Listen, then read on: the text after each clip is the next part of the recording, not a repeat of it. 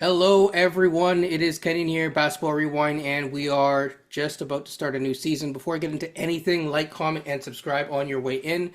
And guess what? Before we get into it, the Blue Jays are shellacking the Yankees. Good luck to them. We'll leave it at that. Keeping it moving. So, guys, training camp is here. I do have an interesting conversation to talk about at the very end about defense, and it's just a philosophy question. But training camp is here. Let's get into Raptors training camp, or if there's any training camp stuff around the league that you want to get into. Maybe a Wemby looking like he just got back from the mountains, working with KG and all that. But training camp thoughts so far. Any broad thoughts? Beyond, I'll start with you, and then I'll go to Coach. Um, just curious to see how Ingram's going to be working with this offense, and then to see if Darko's really going to try to press 94 feet. I think that's going to be a fascinating Yeah. discussion to have as the season goes on. But I mean, I'm sure we'll get into the scrimmage. It was interesting. To use the Yeah. phrase, one of the phrase. It had its moments. I'll play it that way. We'll get into it in more detail later. But yeah, good to see basketball's back, man. Seeing some sports popping up on my notifications. Yep, all the sports that I'm interested in start around this time, so I'll just leave it at that. Coach, your quick thoughts on training camp before I steer us towards something more specific. Well, first of all, it's good to be back. I know I've missed 4 or 5 episodes, I believe. I'm a new dad for all the people over there wondering where I was. So I'm running on a few hours sleep, but I'm glad to be back.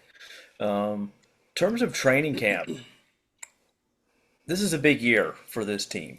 And I know I was not the biggest fan of the CMB pick, but I gotta say he's looking really good out there so far. And from what you hear from people, the defense is legit. It's real. He really punches the gap. He's really great at moving his feet on defense. I think it's certainly something to be excited about. Kind of like what Beyond said earlier. I know there's been a particular theme around defense. Sometimes that can be a bit concerning to me. And I say this, and I'm relating this to the summer league. When we watched summer league, the offense was atrocious and the defense was really good. Like you could focus on defense a lot. I'm not saying they shouldn't, but in the NBA, in such an offensive oriented league, I hope that there's still that bit of focus going into the season around their offense because you still got to score to win basketball games. Last time I checked, and let's just see how this coaching staff kind of goes about preseason, the first few games of the year, because if you're so focused on defense, you can lose your offense. And this is a big year, not just for the players, but for the coaches too. Some people are on the hot seat, and I think Darko was one of them. Yeah, definitely. I think when I Darko's going to be one of the more interesting linchpins in what happens this year, whether it's good or bad, whether you believe they could be a top six team, a top 10 team, or top 14 team in the conference. Doesn't get much worse than that. So I think ultimately there are real tests to come. I'll just say my quick thoughts about the scrimmage, and then we'll go back to Beyond because I don't think he mentioned his thoughts about the scrimmage. So, yes, to me, CMB did CMB things. I expected this from CMB. The one thing that I think is shocking people, and you see the difference now between Summer League and now, is that Summer League, if I'm not mistaken, he had a lower body injury that he was recovering from. You see, for his size and his weight specifically, I'm going to focus on the weight aspect of it. He's fairly light and fluid as an athlete. He's fairly light on his toes. He's able to punch through gaps that, frankly, guys that are his size or bigger on the roster typically don't do, especially for screen navigation and whatnot. So, in terms of defensively, whether it's going to work or not, I think he's going to do his job. And I don't think that he's someone to worry about. And I've hinted at this before. I'm not quite yet ready to like proclaim to the hills, but I think I will say that I think he's going to be top two defensively on this team, if not top the best defensive player on this team when all is said and done by the end of the season. Beyond. I'm in wait and see mode. Mm. I don't really get that excited about scrimmage, quite honest with you. Yeah. It's a friendly. They're against each other. When he's actually ready to play against either power forwards that might be 3 inches taller than him, I want to see how that works out. Mm-hmm. Small forwards are actually quicker than him. I want to see how well he can move his feet then. In some strange way, his matchup, I'll just put it this way, is the ideal matchup for him to look good defensively. I'll just put it at that. When I look at the overall scrimmage, I think, there's some physical things I see that I like to see that, like Grady's size, upper body strength, stuff like that. I like what I see there. We'll see how that translates defensively and offensively, but that has me a little bit, I'm percolating on that. That's good to see. What concerns me is, I'll be straight with it. I don't like the fact Jacoby Walter's playing on a third string. I don't. Plain and simple. I don't get it. I don't understand it. I get the idea in this case here. They got to see. I hear everyone here saying they got to see what Ochai has. What more we got to see from Ochai at this point? In year 3, year 4, like what more do we have to see? So my mindset is like, okay, you are now making a decision now that it's like, I heard some other folks, and I respect what their opinion is, and I get the old 1 step forward, 2 steps back. I think that works in old school NBA mindset. I think in new school world, I don't think that works that well. I think you end up in this case kind of like poisoning the root.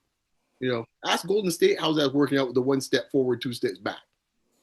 Yeah, I do wonder if there is an aspect that they are not being transparent about in terms of the injuries. Because, for example, Chomchi has a cast still on and wasn't able to participate as far as we know. And certain guys have like masks on, like Pirtle. So I wonder if it's just guys have been getting injured in practice and they're just not being transparent about that. That's my thing.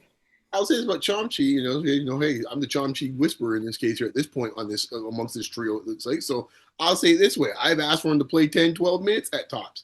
But I'll say this, if you gave me the argument and says he's not ready to play yet, fine. He's the last pick. His hand is literally in a cast. So No, I'm saying even if he's healthy and they say they didn't play him in this case, the argument would be he's a second round pick, essentially the last pick in the draft. Fine, you pick the dude coming out the street to bring in to eat those minutes up. Cool. Fine. I know what that's what you want to do. Fair enough. You see what you see. I get it. When you're the first pick, the first draft pick overall from the year before, and I've seen nothing in this case from summer league to last season to tell me in this case here, this gentleman should get less time. So unless there's something that's really something off the court I'm not aware of, there's no way in this case that, and in my mind, I'll put it this way, there's no way Ochai should have a guaranteed spot in the rotation at this point. That is my point. And I don't see why we're defaulting to the position that it's Ochai's job to lose type of mindset. I hope I see something different next week when we start in the preseason games, but that's what I'm watching for the next 2, 3, 4 preseason. You said next week. It's tomorrow. Tomorrow. My apologies. Right. I'm still thinking.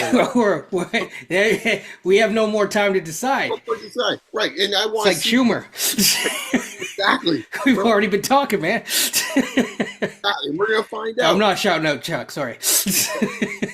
we're going to find out. So, in the next few weeks, we're going to find out where these guys stand. But I was like, that's making my head scratch. If I'm being honest about it, that's making my head scratch. Yeah, I think if you are viewing it from a traditional lens, fine. But yeah, like there's going to be an odd man out, and it comes down. I've always said it. The last spot in terms of guards is going to be Jacoby or Ochai. I'm personally preferring Jacoby, but if they decide Ochai, if this is their showcase thing, but they're not going to pull a Chris Boucher where he's still going to be here at the end of the year. Yeah. Fair enough. So yeah, I think part of it is to showcase him for a trade. Part of it too, like Beyond and you said, I want Jacoby in the rotation. Now, of the 3 prospects, he's my favorite. I don't like him being on the 3rd unit, but the only way I can think of that he is that they feel that Ochai has carved out more of a role right now. With Jacoby, there's still maybe a little bit of a mystery, according to them. I'm not saying that's right, I'm just saying I'm trying to take that perspective for a second, in terms of him being matched up with the second unit. Ochai, see what I mean? But I really hope Jacoby wins out over this. Jacoby's 20 years old. What's Ochai? 25, 26? You kind of know what you're getting from him. That can be Yeah. good, but that can also be, are we stunting that guy's development? Well, I mean, that guy, I mean Jacoby. You could if he's the 11th or 12th man on the roster. And I would be concerned about that because I think Jacoby has a lot of upside. I'm going to say this right now, man. And I don't really care what Raptors fans say about this. I'm watching Bobby Webster very closely on what he does with Ochai Agbaji. Because if he does not move Ochai Agbaji, then I don't want to hear anyone tell me about, oh, it was Masai's idea for this and Masai's idea for that. It's put up or shut up time for Bobby Webster. And really, we're going to find out really from Ochai Agbaji. Because in no world, if you're actually developing this team to move to the next level, Ochai Agbaji should be on this team by the end of the season. There's no rationale in my mind. We're playing small forwards. That's what we're doing. Right. So what if there's an what if the pathway is you trade RJ instead of Ochai? I'm not saying that I'm just. Well, that's a bigger thing, but right now I'm resigned to the fact that's not going to happen. Right. So why am I waste my energy on that when the easier deal's sitting right there? Yeah, it is. Yeah. Yeah, I'll just leave it at that. Yeah. Overall, though, I think it's that. I think just from the commentary that's out there, and I'm not surprised, just really quickly, it just, people seemed not entirely shocked, but a little bit like, I guess pleasantly surprised is probably the best way to put it, about the fact that Mobo is out of rotation. And to me, it's not surprising. It's a number 9 overall pick with like a better body type, more coming in with better skills. It's not surprising to me. So that's my only thing. Any thoughts on CMB though? Beyond? I thought, like I think he's going to be a good quality player, and I'm looking forward to seeing him play. I'm looking forward to seeing what players they play around him. Yeah. And I saw a lot of this stuff like, oh, he's locking up Scotty stuff, and I cracked up a little bit. And great for CMB in this case here.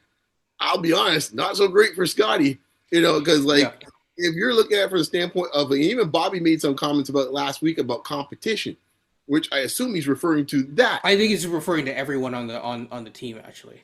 But yes, there is a little bit. There's an element of it that But he said not every single person is looking over their shoulder. That's what he said. So I'm gonna, I don't want to every single time needle the one guy. It's just like it's not just him. RJ is looking over his shoulder. Yeah, everyone, just about everyone but Pirtle. I would say Pirtle and Brandon Ingram don't have to worry. I don't think they'll worry. Okay, I think they're pretty safe. So I'm not really buying all of that in this case here. Yeah. And the other thing too is, I said it to coach yesterday, and I'll say it here. I got no problem saying it. It's like the old analogy in football when they say you have 2 starting quarterbacks. Essentially you have no starting quarterback.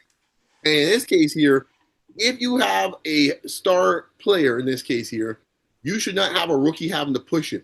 In other words, you don't have a star player then. Yeah, from that perspective, zero disagreement.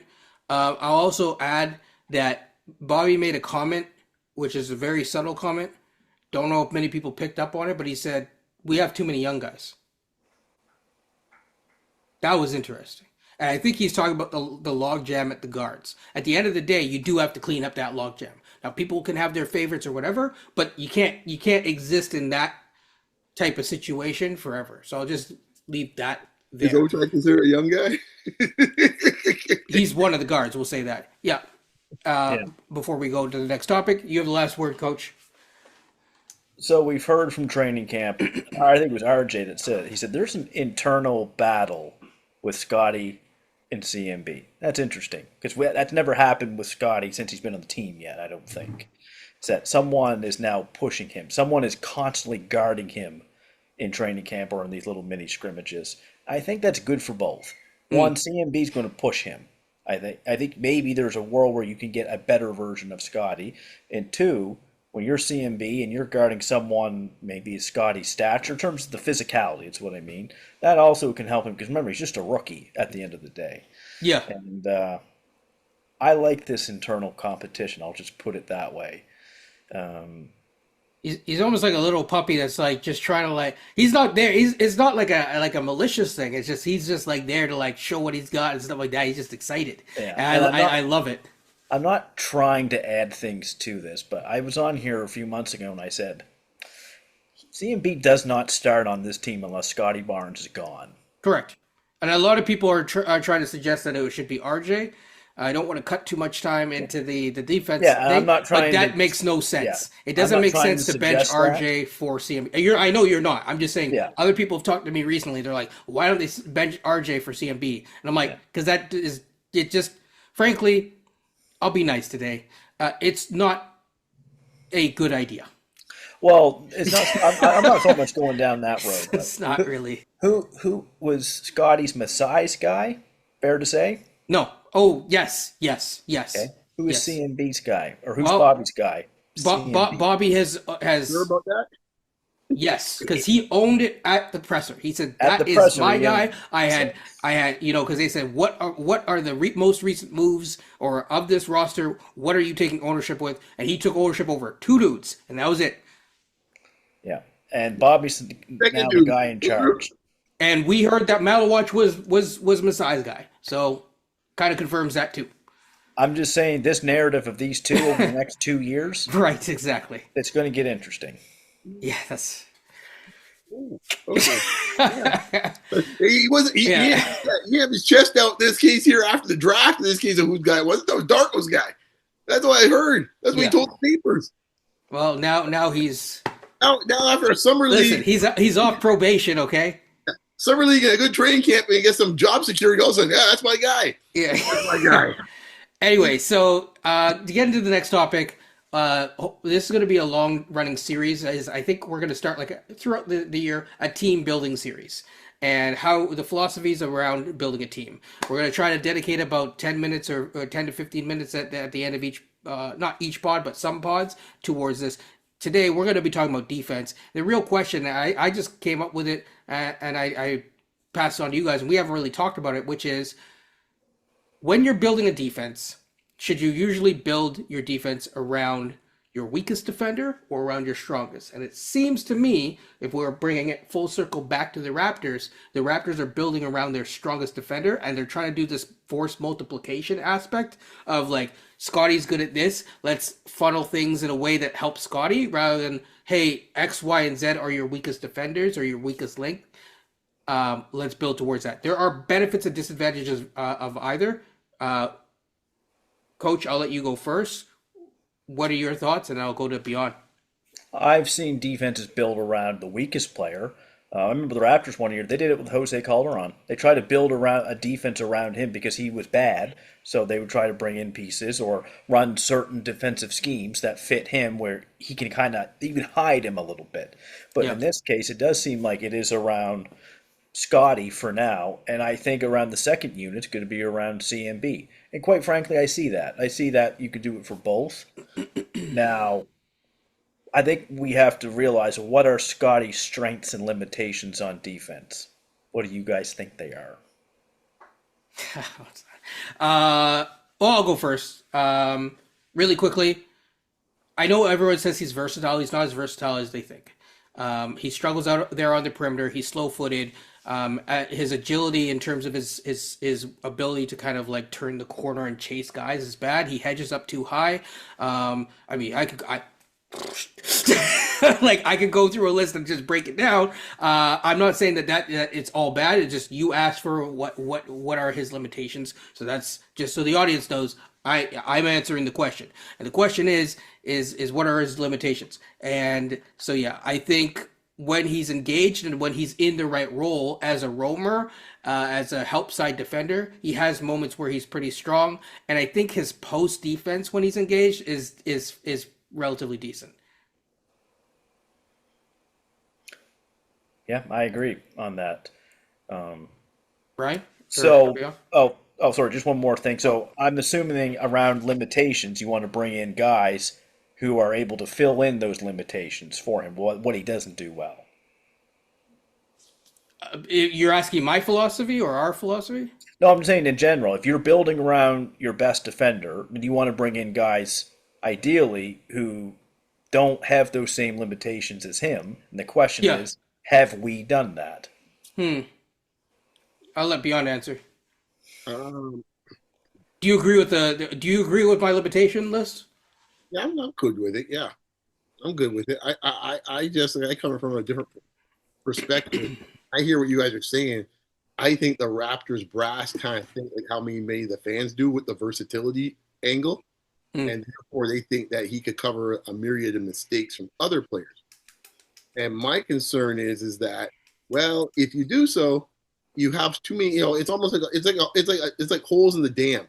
There's only so many holes you can plug, and for you not to actually have certain things that actually help you besides Scotty as a roamer in this case, that's one way to help plug a dam. It would be, Right. as I mentioned to you guys the other day, a nice big 7 foot shot blocker would help to plug the dam, Yeah. but we don't do so. So in other words, we end up playing to our weaknesses, and we have a lot of weak defenders on the perimeter with no rim protection behind it. And Scotty can't be everywhere. And why would So yeah, he yeah, either be everywhere or Scotty be on the ball all the time? Because you're now forced to put Scotty on the ball because there's no other option, which doesn't really play to his strengths. So now yeah. the domino effect starts happening. And then what ends up happening is you have a center like Pirtle, who's not really the best mover in the world, but he's now out in the perimeter now because you can't funnel anyone in the Pirtle. All these things don't seem to make sense. So it's like it ends up being a domino effect, and it's a weird rationale. And it's been like this for a couple of years. I Yeah. don't get it. I don't know. I don't understand the rationale behind it, and I think that goes back to my comment earlier. Playing 94 feet feels very gimmicky to me to try to get around it. I think that they're trying to, as Samson would say, they're trying to tag up.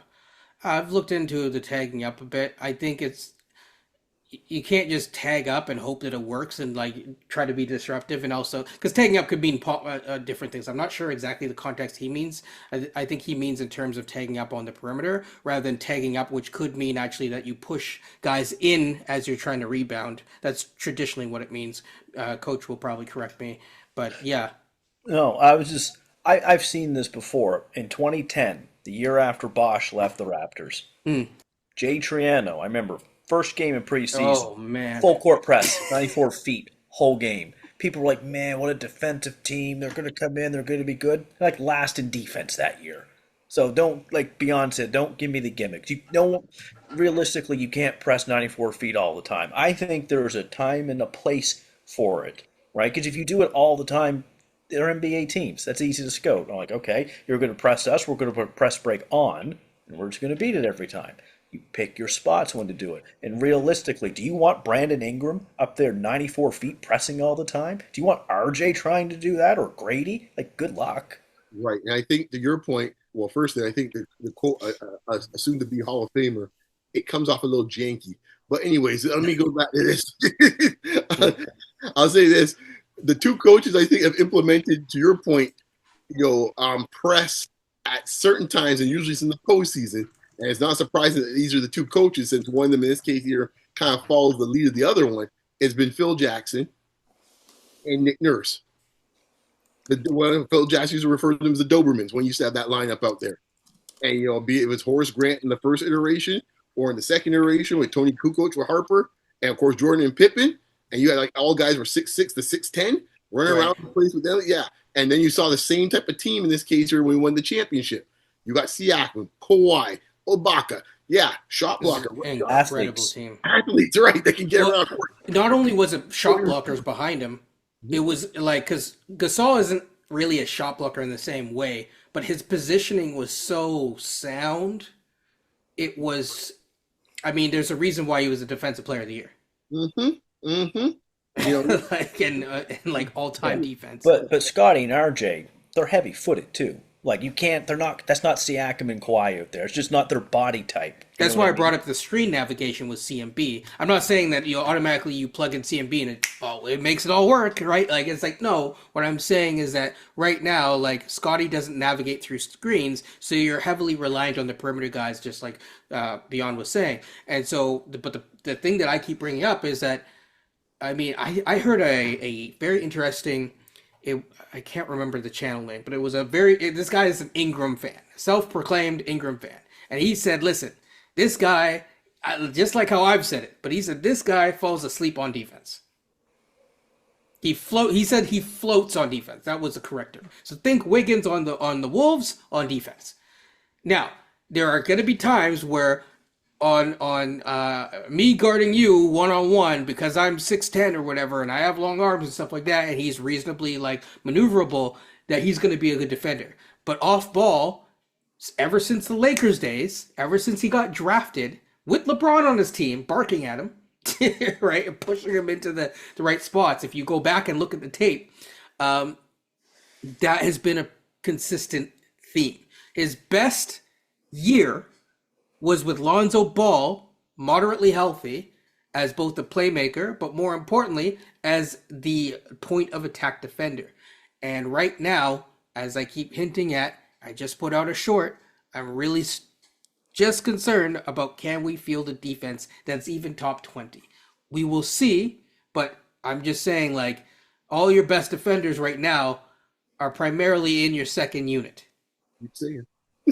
That's a good point. Shed, CMB, Ochai, you can put him in there. That's what I keep saying. It's like, I hear all the people talk about, last year in the last 20 games, first thing they're playing the children of the poor, so that's the first thing. Second thing was the dudes that are out there playing the most of the minutes. A lot of them dudes either wouldn't be on the team at the end of the season, or they're actually guys that are playing the second unit. They ain't the starters. Yeah. Yeah. I don't expect Ingram to be an elite defender. If he's an average defender at best, you take it.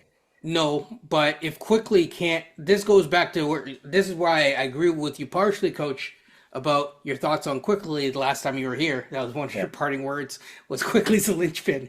And if Quickly's a linchpin, he has to be a linchpin defensively, because if he can't guard his man, that's where it just becomes like the dam is slowly breaking, as Beyond stated.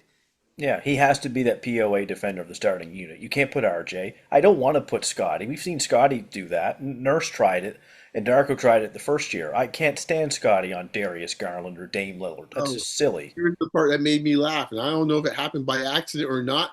Some of the highlights that have been shown on those videos in that scrimmage the other day, Scotty was the point of attack defender and the point guard on the other team in the scrimmage.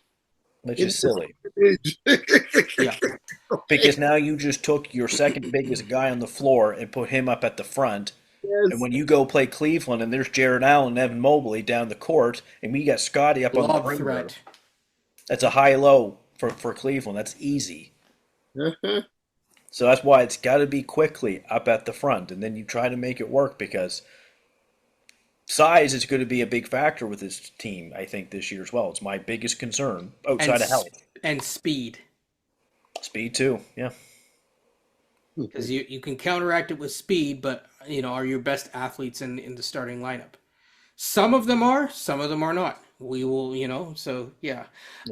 But to go back to the primary question, so you're suggesting that in general, it is better for most cases to build off of your weakest defender. Now, is there any case, or is there if you could build off of the strength of a defender, is there someone in the NBA that you would do that for? I can't even think of someone. I'm just wondering. You can go historical as well. Well, in some ways, the Bulls did do that. Mm-hmm. Those championship Bulls teams, Mm-hmm. Their strength of defense. Let's assume Jordan or Pippen. Pick whichever one you want to consider their best defender. Yeah. They played and said that essentially they said we're doubling down, we're tripling down on that. So if you look at the first iteration, the second iteration, that's essentially what they said. Okay, we're gonna get Ron Harper out here. That'd be senior, folks, just in case. That's true. we We found a formula that works, and we're just gonna spam it until someone beats us. Because it's B.J. Armstrong in the first round, and trust me, the Piston fans, that's who we were attacking, right? We were attacking B.J. Armstrong. In the second go around with them in this case, they said, no, we're going to get a bigger guard, 6'6". It's going to be a lot more difficult for you to pick on anybody now defensively. Kerr? Huh? Kerr? No, I'm talking right now. I'm talking about Harper in this case for B.J. Oh Armstrong yeah, for the first iteration, and then to come off the bench, they have more mobility in this case. They could play Kukoc at center if they wanted to in certain lineups, or they could play him at his typical position, which is more small for a power forward, and still have him out there with Pippen and Jordan with Harper. And now you got all that length out there in this case, and you're playing into your length. So in some ways, that is one way to go about it. The other way to look at it is the more traditional way, which is in this case here, a la the Detroit Pistons or the Golden State Warriors scenario. like current teams. Warriors championship teams, Pistons championships, bad boys, right? Yeah. Isaiah arguably was their weakest defender in the starting lineup. They got a bunch of wings in this case here, and they got guys off the bench like Sally and Rodman to cover up for that in this case here. Same thing. Okay, that defensive team. Sorry, because I wasn't sure if you meant like that or bad boys in this case here, right? But gotcha. I was like, because Ben Wallace. Yeah. And then on the other side of it, in this case here with Golden State, obviously Steph in this case has said we're making a decision. We can't have two of these small dudes out here, and we think the other guy's better. By Monte, we'll keep him safe. And then what they built was every wing guy they could find. They had length from Sean Livingston to Klay Thompson and to speed. Speed to Andre Iguodala, who they traded for, or got in the free agency, and then they added with the ultimate one, Kevin Durant, length at the wings, and therefore this case here, we will make sure that we got your back covered. Of course, Draymond covering everywhere, and that covered for Steph's issue as much as they could. Yeah, I think another team too that they built, or I think they built around him, but they had the best pieces I think they could to put around this star player is Giannis. When Milwaukee won the title that year, they had Brook Lopez and Drew Holiday out there. Yeah. You got arguably the best perimeter defender in the NBA and a shot-blocking, rim-protecting three-point shooter to go with Giannis. Because we know Giannis, versatile, can defend kind of 1 through 5, but he can't do it all the time, right? So you're able to bring in these pieces to say, we're going to get the best perimeter defender, we're going to get a very good shot-blocking center to go with Giannis. And I'm like, the wonder Milwaukee won that year when they had that. And I didn't like the trade. I love Dame Lillard, you guys know that, but I thought it was a stupid trade to get rid of Drew Holiday for Dame Lillard, because you took away your defense, you took away your size. The other thing with Giannis is because of his length and his speed with his, I would say his like second push off, if he ever gets blown by, he will catch up 9 times out of 10. Yeah, he's so long. You have it. That's one thing. It's like for Scotty to really get to that, if people feel like he can be at all NBA, all defensive level, he has to work on that, right? He has to work on that. Like, okay, I got blown by, and I have to push because you don't have Giannis length. Giannis is one of one. Yeah. You have length. You don't have Giannis length, unless suddenly HGH and all of a sudden his legs, his hands are longer than his legs. He's 6'8". Giannis is almost 7 foot with all that length. So I mean, there's a bit of a difference there. Yeah.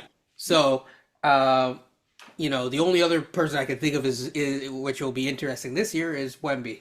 So yeah. You build defense around him. He is the defense.